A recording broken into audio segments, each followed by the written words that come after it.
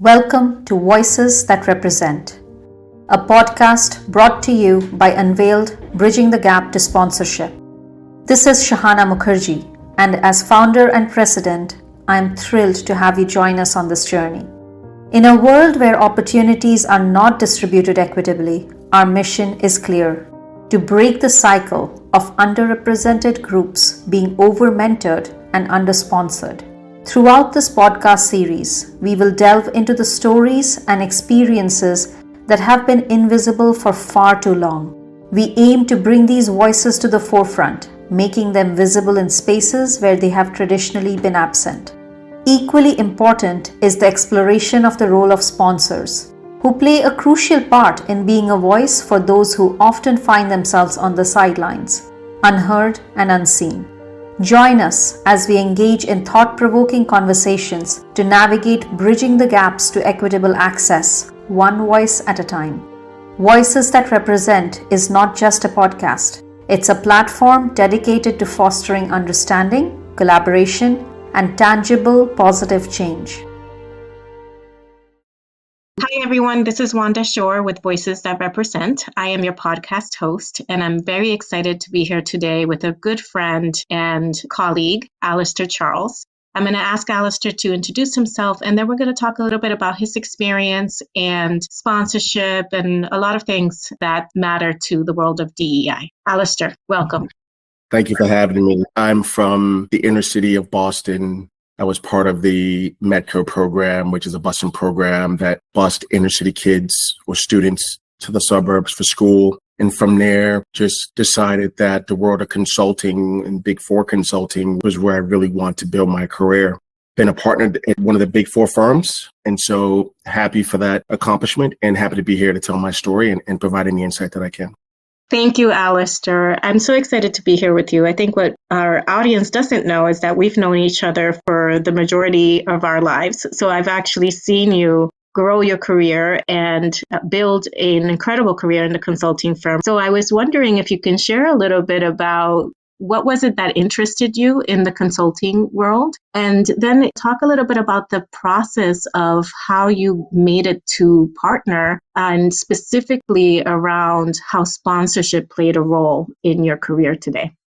Yeah, so I got to tell you, having a front row seat, watching you grow in your career as well has been nothing but worthy of popcorn to enjoy as I watch the show. So thank you for allowing me to have a seat there. So a couple of things. Consulting has always been something I always wanted to do for years. And at the time when I decided to go into consulting, I was in retail, but I always had an entrepreneurial background, entrepreneurial spirit, and decided that when I wanted to go into consulting, I kind of wanted to do it my way, which kind of followed me throughout my entire career, but wanted to do it my way. So I started a consulting firm to get my feet wet, to get into the industry, but to prove that I had the ability to consult, to strategize, to deliver a message or help shape a message. And fast forward to today, that's still what I do, just in different aspects, different arenas and different sectors. And being in consulting and growing my career in consulting, I got to say it wasn't easy because it's so competitive, and not that I'm afraid of competition. I mean, I played sports all my life. I love competition. I love the feeling of being competitive, love the feeling of winning. But in the consulting world, it took on a different type of competitiveness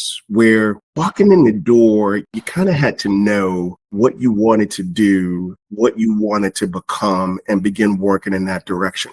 And what I realized quickly in the consulting world was coming in and saying, I'm just going to figure it out as I go, really put you behind, because there were others that came in and had a plan from day one. And so I wanted to make sure that no matter what I did, that I always had a plan. Now, I might not have had all the answers, but I had a plan and a path that I wanted to go down. But the issue was, who would I pull in to help me? Who would I pull in to mentor me? And more importantly, who would I pull in to sponsor me, to pound that table in rooms that I could not exist or that I was not invited into? And so that's kind of helped shape my career. It's kind of led me to the path that I'm on and has led to the success that I've encountered over the last couple of years.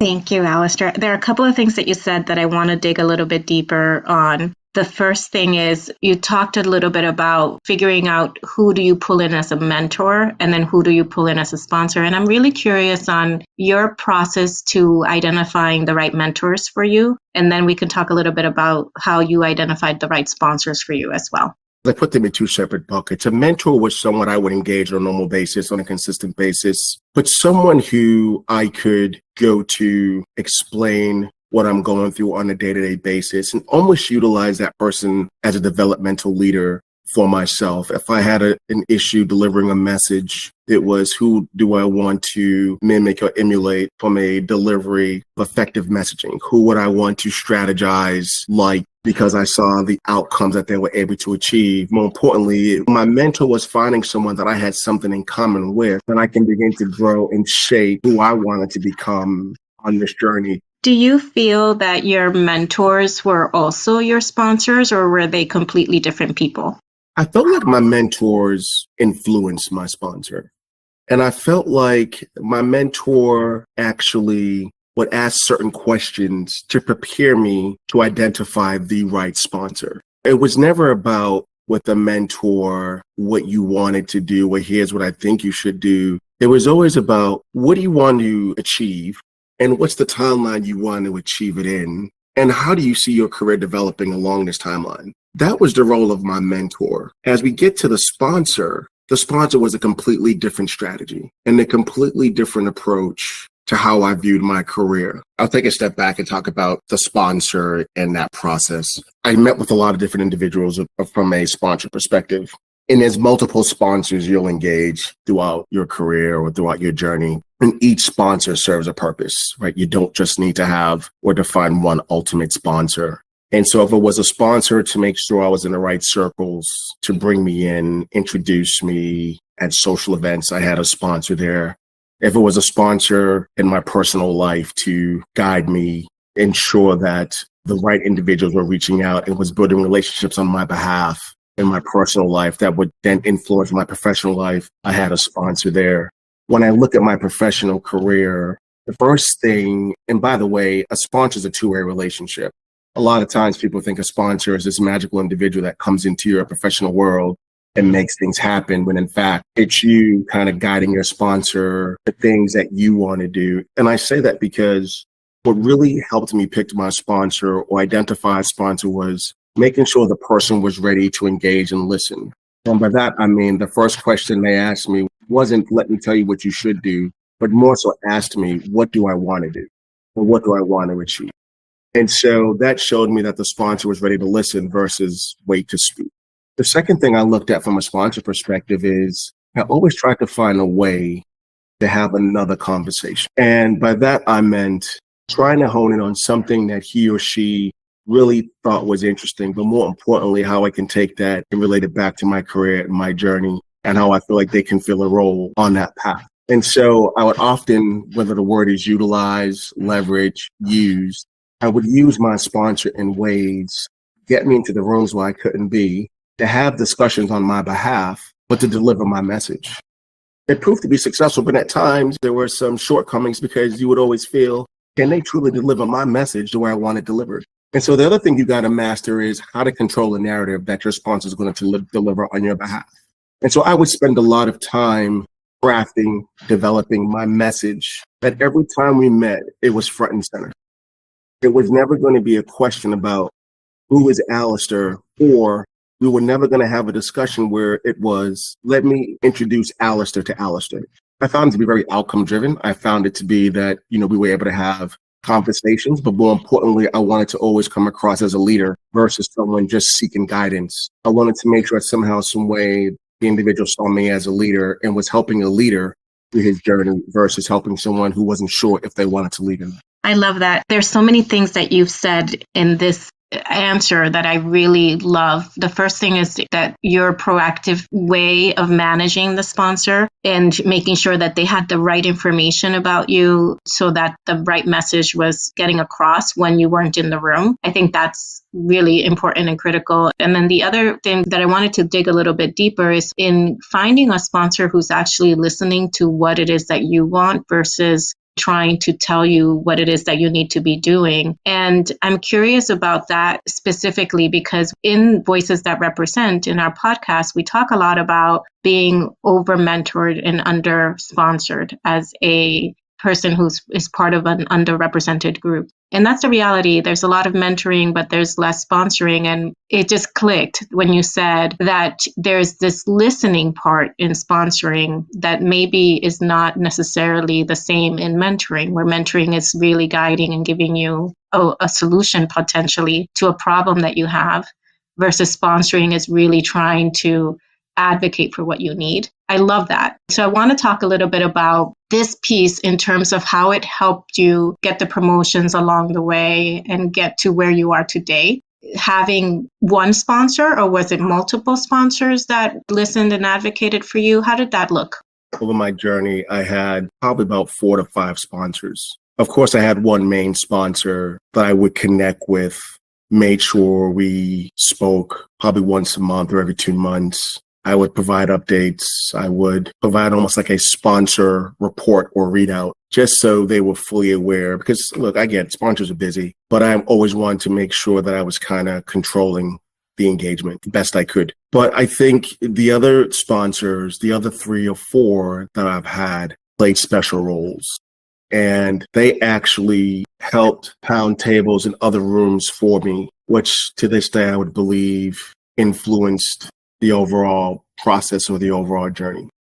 And I know we talk about the journey to partnership, but it's more so even a journey throughout my career to try to accelerate it the best I can or to get the visibility best I could. And so I'm just going to say this last part, whether a sponsor was more of a business developer, I had that sponsor. If a sponsor was more of a person to help me look at how I should be developing people, I had a sponsor there to make sure I was engaged in the right rooms and make sure that at some point the people in those rooms would reach out to me to help develop others. And then I had a heartfelt sponsor, which is very interesting, right? It's a person that to me, and I give them this title because they could be in any room and they could almost be that second voice in the room when the first voice failed. And so I always made sure that I had that second voice.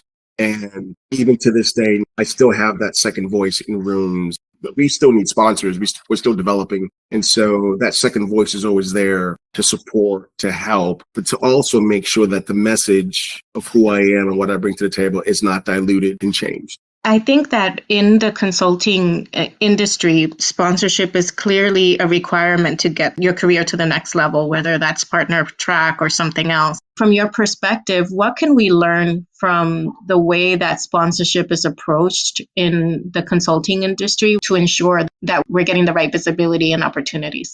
I'll share this, whether it's consulting, and I get the consulting world may present some difficulties and some complexities to navigate and define or select a sponsor other than some industries. I will say this, the individual looking for a sponsor needs to be very aggressive and very strategic and thoughtful about their career and where they want to go. By no means will a sponsor ever introduce themselves and say, I want to sponsor you. They don't know you. They have no clue who you are. Why would they spend time with you? And so I think most importantly, I believe in this acronym called PI, which is, performance, image, and exposure. Now you got to perform, to be noticed by sponsors. So that happens, right? Everyone's going to perform. They're going to try hard. The next piece from an eyes and image is you got to show up and you got to go engage and you got to go ask questions. More importantly, you have to identify a sponsor that's possibly at the level where you want to get to. And you want to understand how they got there. More importantly, share your story with them so they can engage you the same way you're engaging them. And there's a common thread, right? That's really strategic. That's not going to happen on its own. And sometimes, it's not organic, but you got to try to change that conversation so that there's a common ground there. And the E to exposure is you got to be willing to expose yourself, whether it's to opportunities, whether it's to humiliation, whether it's to failure, but failing quick, understanding how to move forward. You got to be willing to expose yourself to things that make you uncomfortable, but will allow you to think and approach things differently. To me, when all those things come together, you'll be able to identify the right sponsor in your career. In the consulting world, you take the same approach. And although difficult because timing is of the essence, once you start to engage someone around, look, I want to get to where you are. Please tell me your story. Let me share mine with you. And oh, by the way, those that I would love to achieve as I matriculate through my career. Everyone's going to want to listen because people love to talk about themselves, more importantly. But then again, when they see the value, they're going to want to help you. I think that's great. And I love the pie idea. I hadn't actually heard it before. I'm definitely going to use that in my future. What I wanted to ask you about was you talked about challenging yourself and stepping outside of that comfort zone. And what if you do that and it doesn't work out for you? That's a great question because it's never perfect. And I've had situations where you often ask yourself, depending on what sponsor it is, do they see me? And do they truly recognize what I'm doing? Are they spending enough time with me, or are they just checking the box? Because there's a lot of check the box sponsorships out there where in light of DEI, they would say, okay, let me sponsor this person to check the box, but not necessarily engage you at that level where you need them to engage you at, no matter what you try to do. And when I did come across those situations, one, yes, you bang your head against the wall because I'm of the mindset if plan A fails, plan B says revert back to plan A. Like there is no, I am not going off my path because someone didn't know how to engage me the way I would like to be engaged. So some of the things I did was one, truly got on the phone, reached out and said, look, I understand you're busy and I'm busy,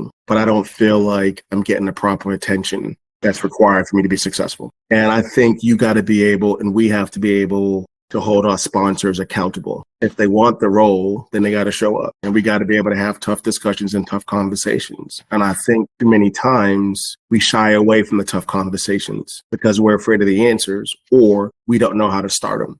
And what I urge myself, right, having those tough conversations late at night and when I couldn't sleep and I'm stressed out is I'm going to put the time on the calendar and I'm going to have those conversations. But to get to that conversation is when I went back to my mentor and said, this is not working out. I need help to figure out how to re-engage, get this person to engage me differently. And so I say all this to go back to, look, it's a two-way street. You got to hold them accountable, all of them, mentors, sponsors, anyone that's agreed to support you and get in your corner, hold them accountable. Don't give them the easy way out. And don't let people say to you, how can I help you? What do you want me to do? That's a cop-out. Let's truly have a discussion around what does that truly mean and hold them accountable. Hold them accountable. You've said so many things that are great there, and I'll pull out a couple. But the first is it's okay to hold our sponsors accountable. And it takes a lot of courage and bravery to be able to speak up for what you need, but that it's okay to do so. And then the other piece is having that clarity on what you need and whether it's working for you. I think it's really important too. So knowing that you're not necessarily stuck to one sponsor. The other thing that I think is interesting, and I'd love to get a little bit more from you here, is how the concept of does my sponsor really see me? And seeing you is more than just what do I need to advance, but if I'm struggling in a particular situation, what do I need to help me move through and navigate that situation in the best possible way? How can you tell when your sponsor is actually able to see you, the good, the bad, the ugly, and still sponsor you? So the world of technology, you got to figure this out right away is if they never respond to your emails, right? So, but more importantly, when they ask you the same question about what you're doing and what you're trying to do, every time you get together, it's almost like Groundhog Day. You got to put people in their box and say, okay, this is not working out. Let me change this because this individual is not seeing what I bring to the table. And you got to remember, right? You have a sponsor because you want a leadership role. And so sometimes we have to stop thinking as the person seeking sponsorship and think as a leader that we want to be once we get to that next level and have that conversation. But that's easier said than done. Sometimes it may be work, but it may be to send an update or send some type of readout to your sponsor so they understand exactly and a reminder of what you're doing and what's going on in preparation for your conversation. And hopefully over time that changes. But if none of that works, then I think you got to hit reset and say, listen, this person's not for me. and do it sooner rather than later, because they're already at the level they need to be at in their career. You're trying to get there. And so you got to take control and start to plan. And I love it. I think taking control of our careers and making difficult decisions is so important. And oftentimes we get sort of stuck in the comforts or, this is what I know. And it takes a lot of courage to take a blind step forward. So I'm proud of you for having done that. Now you're in a place where you're a sponsor for others. So I'm curious what you're doing today to support the talent that's coming behind you. There's so many of them that I can't get to them all. But what I am doing is creating a safe space for individuals to have that discussion they couldn't have before. And regardless of what you look like, I want to make sure that you can have a candid discussion, a real candid discussion, no holds barred, and ask all the questions that you can never ask or that you never got answers to. So I'm making myself available. The other piece too is, like anybody, there are certain individuals who they have what it takes. They have that it factor to get to the next level. They just need some guidance. And what I often tell the people I either mentor or I sponsor in different ways is it's not your job to be successful by yourself.